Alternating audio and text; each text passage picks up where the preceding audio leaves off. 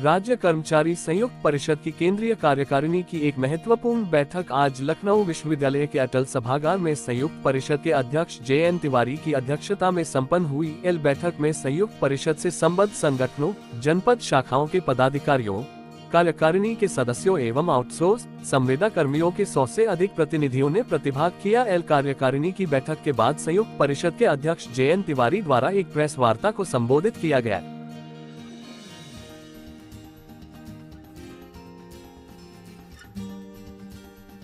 आज दो तिवारी संघर्ष करो, हम तुम्हारे साथ हैं, संघर्ष करो, हम तुम्हारे साथ हैं, हमारी मांगे पूरी हो, चाहे जो हमारी हो।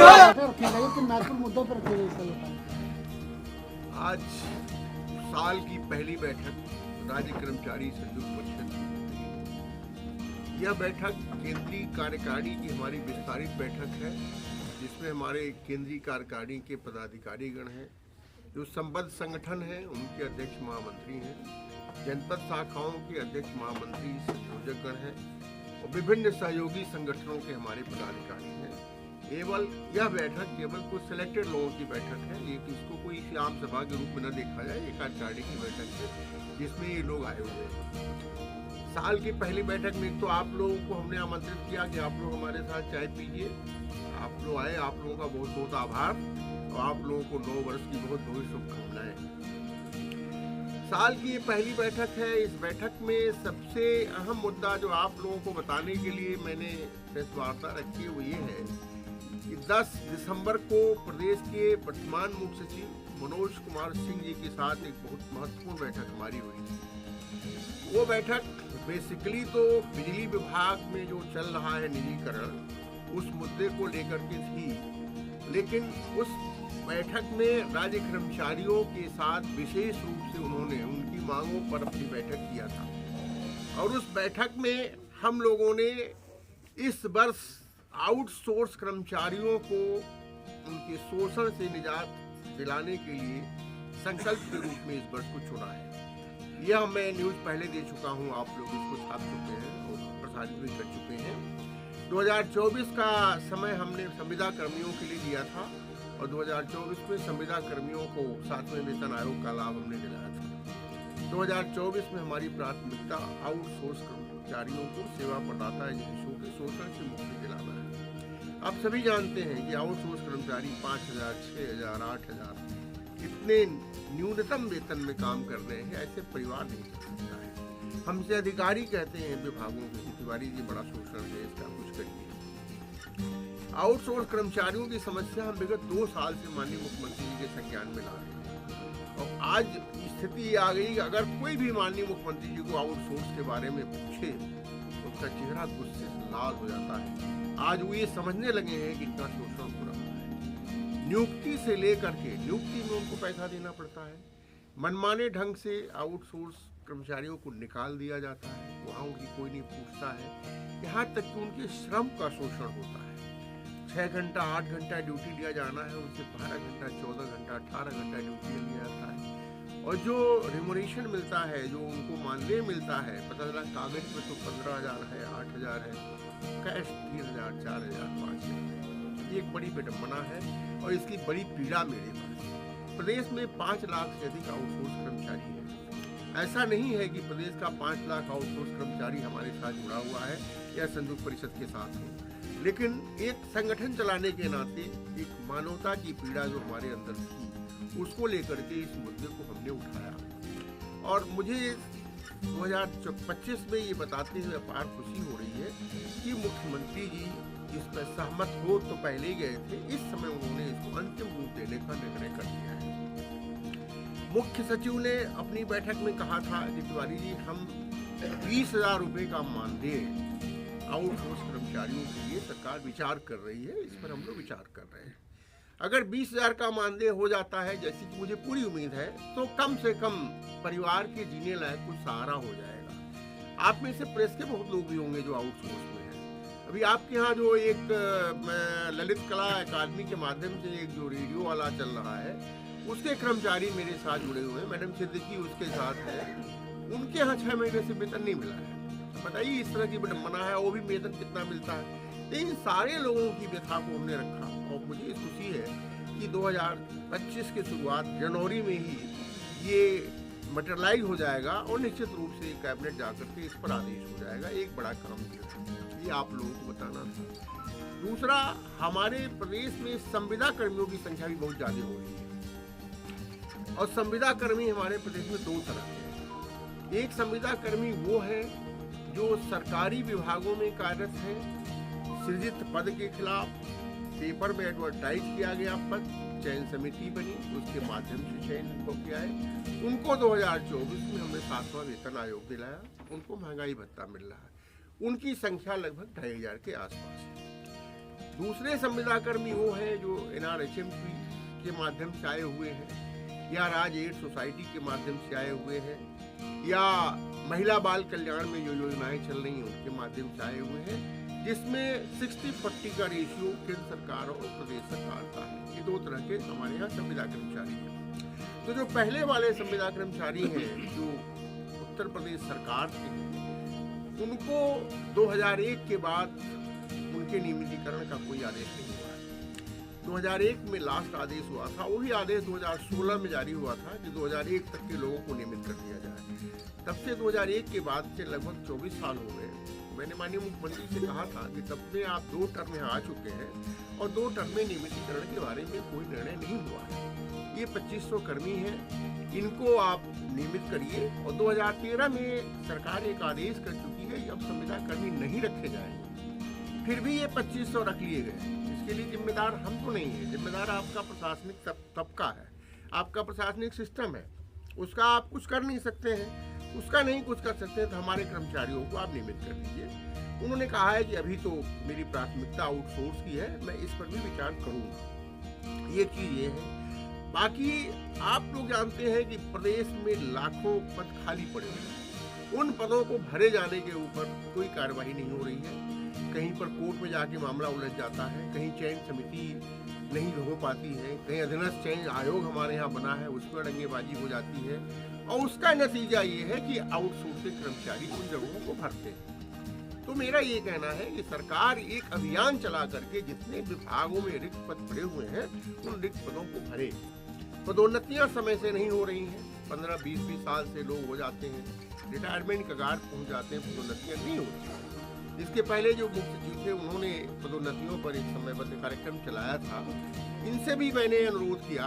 तो 15 नवंबर को एक जीवो इन्होंने जारी किया है और कहा है कि संगठनों के प्रतिनिधियों से बात करके ये जो पदोन्नति के मामले हैं, रिक्त पदों को भरे जाने के मामले हैं, इनको तत्परता के साथ निपटाया जाए। एक तो मुद्दा पदोन्नति का है, दूसरा एक वेतन विसंगतियों का मुद्दा कर्मचारियों का है। सिंचाई विभाग के कर्मचारी हैं, खाद्य रसद विभाग के कर्मचारी हैं, मेडिकल हेल्थ के कर्मचारी हैं, खाद्य रसद विभाग के हैं, राजस्व विभाग के कर्मचारी हैं।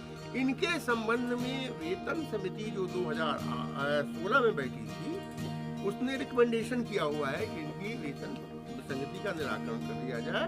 उस पर निर्णय मुख्य सचिव समिति करता है। हमने कहा है मुख्य सचिव समिति से, मुख्य सचिव जी से कहा है कि आपको निर्णय करना है, आपकी समिति को आप निर्णय कर दीजिए। Whatever is decision that should be come out.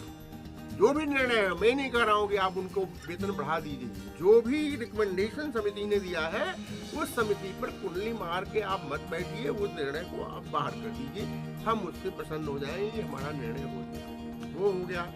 और निजीकरण एक समस्या आजकल बहुत विकराल रूप में चल रही है, विद्युत विभाग में चल ही रही है, आप देख रहे हैं।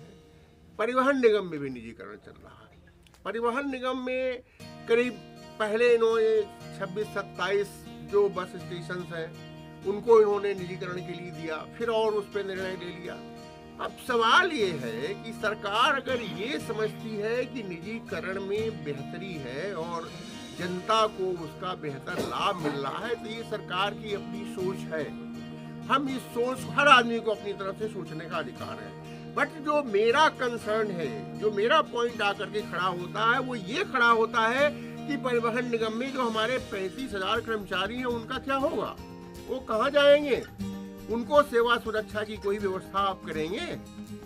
भाई मुखिया बदलने के साथ साथ कर्मचारी की आवश्यकताएं आपके हिसाब से होने लगे, ये तो नहीं चलेगा। आप हमारे कर्मचारियों की व्यवस्था सुनिश्चित करिए। यही हाल नगरीय परिवहन सेवाओं के अंदर हो रहा है। नगरीय परिवहन सेवाओं में मथुरा है, आगरा है, वहाँ नगरीय बसें खड़ी हो चुकी हैं लगभग। मेरठ है, लखनऊ में भी लगभग खड़ी होने की स्थिति में है।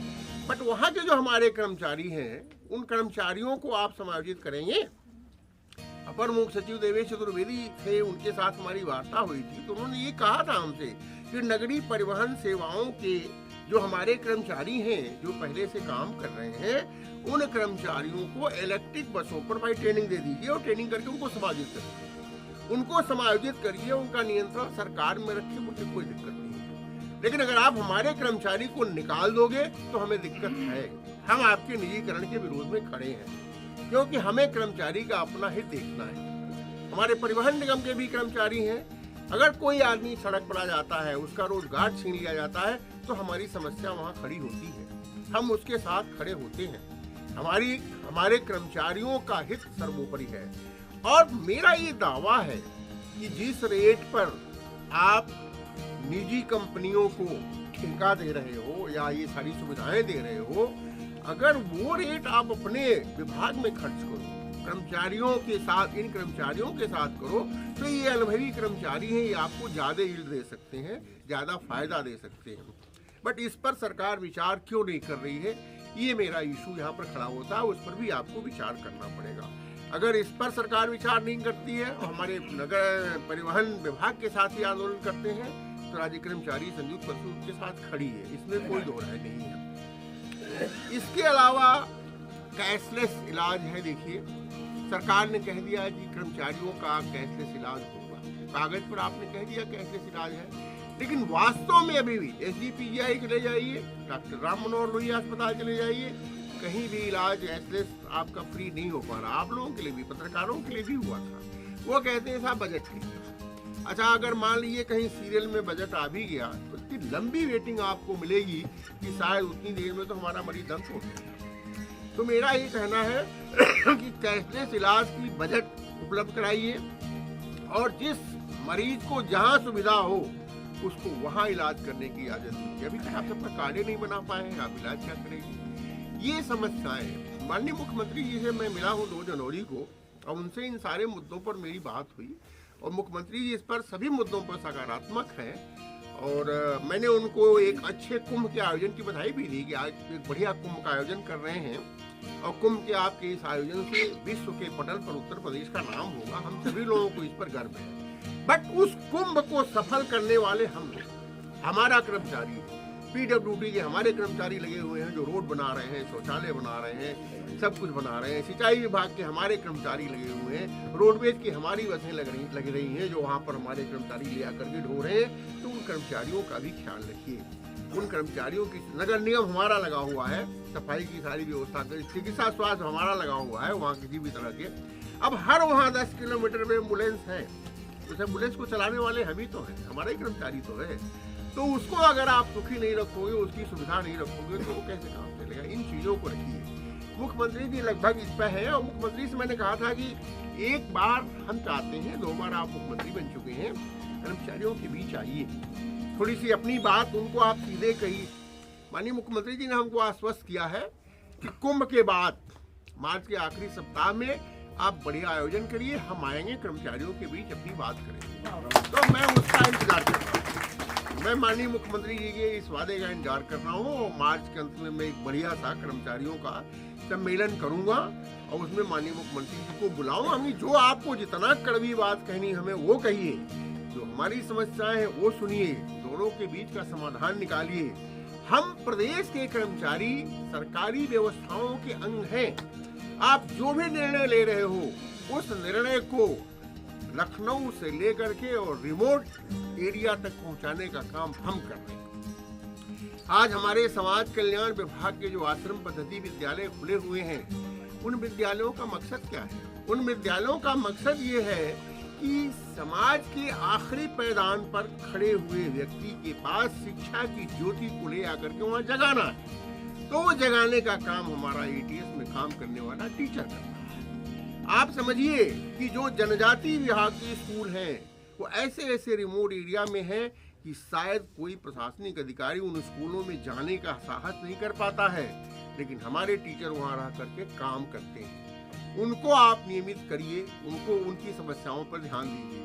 अनुसूचित प्राथमिक विद्यालय हमारे हैं, अनुसूचित प्राथमिक विद्यालयों को आपने अनुदान बंद कर दिया है, 98 से बंद कर दिया है। करीब 16-17 हजार शिक्षक, आप इमेजिन करोगे कि पिछले कम से कम 10-15 वर्षों से बिना वेतन का काम कर रहा है। स्कूल बंद कर दीजिए ना, सारे स्कूल चला रहे हैं। आपको स्कूल भी चलाना है, आपको ये वाहवाही भी लूटना है कि आप जो है वंचित को आप स्कूल की शिक्षा दे रहे हैं, वहाँ सुविधा भी नहीं देना है।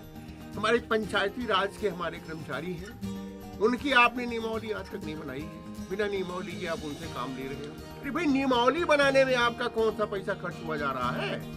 राजस्व अधिकारी संघ की नियमावली 8 साल से शासन में फंसी हुई है, उसमें आपका कौन सा पैसा जा रहा है? भाई, उस नियमावली को ले जाओ, कैबिनेट अप्रूव करो, उसको करो, और नियमावली जो विभाग नहीं बनाता उस पर आप बोलो। तो आज हमारी इस बैठक में कई सकारात्मक पहलू भी आए हैं। हमारे बीच में डी.के. त्रिपाठी जी उस कोने में बैठे हुए हैं, वो रोडवेज एम्प्लॉइज कल्याण समिति के अध्यक्ष हैं। उन्होंने घोषणा की कि वो संगठन हमारे साथ जुड़ रहा है, वो नया संगठन हमारे साथ जुड़ा है। ये जसवंत सिंह हैं, सेंट्रल रीजनल वर्कशॉप कर्मचारी संघ के महामंत्री हैं। ये हमारे साथ पहले थे, बीच में भटक गए थे, फिर घर आ गए हैं, इनका स्वागत है। ये प्रेमानंद चतुर्वेदी हैं, सिंचाई विभाग के पुराने नेता हैं। नीरज चतुर्वेदी के साथ 3 संगठन हैं, मुंशी संघ, राजस्व अधिकारी संघ और सिंचाई संघ। ये तीनों संघ इन्होंने आज हमारे संगठन के साथ जोड़े हैं। तो इस आज की इस बैठक का जो मेन मुद्दा था वो यही था, इसलिए आप लोगों को बुलाया था। और ये संदेश देना चाहता हूँ मैं अपने कर्मचारियों को कि कर्मचारियों के कामों पर मुख्यमंत्री जी से जितनी मेरी बात हो गई है, उसके लिए हम मार्च तक इंतजार करेंगे। मार्च में मुख्यमंत्री जी हमारे बीच में आने को भी कहे हैं, उसका भी हम इंतजार करेंगे। और इस दौरान हम अपनी संगठन की शक्ति को बढ़ाएंगे। हम 15 फरवरी तक अपनी जिला शाखाओं का पुनर्गठन करेंगे और 15 मार्च तक मंडलों का सम्मेलन करके ये सारी चीजें हम पूरे प्रदेश में करेंगे। और मार्च के आखिर में माननीय मुख्यमंत्री का जो भी समय होगा, उस समय में हम लखनऊ में एक बैठक करके फिर अगली कार्रवाई पर निर्णय लेंगे। आप लोगों को पुनः एक बार नव वर्ष की बहुत बहुत शुभकामनाएं।